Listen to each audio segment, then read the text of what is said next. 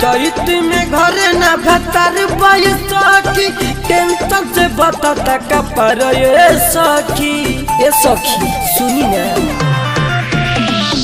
चैत में घरे न भतर सखी टेंशन से बता कपर ये सखी रोज रोज हम के सतावे लागेला देवरा जबने पहसुआ पी जावे लागेला देवरा जबने पहसुआ पी जावे लागेला जबने पहसुआ पी जावे लागेला देवरा जबने पहसुआ पी जावे लागेला।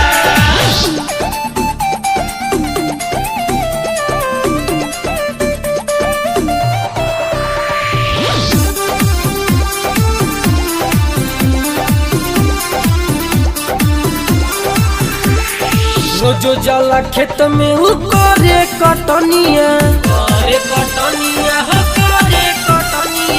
हसुआ पीजा पीजा के नसले जवनिया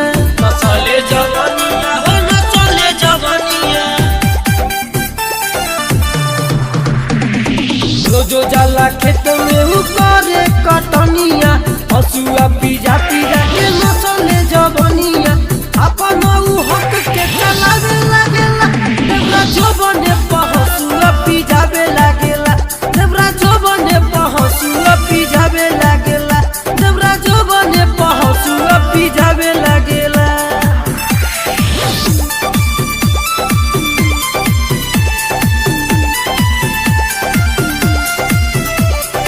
Music by Raju Babu। हरदम बवाली रहे चक्कर में बिजली घुसावे हाथ चोलिया के तर में हो चोलिया के तर में।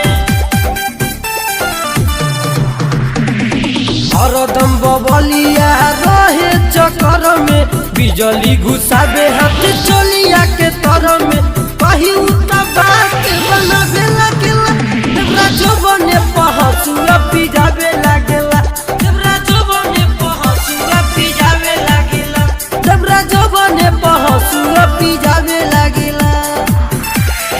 चैत में घरे न भतर सखी टेंशन से बता कपर ये सखी रोजे रोजे हम के सतावे लागेला देवरा जबने पहसुआ पी जावे लागेला देवरा जबने पहसुआ पी जावे लागेला देवरा जबने पहसुआ पी जावे लागेला।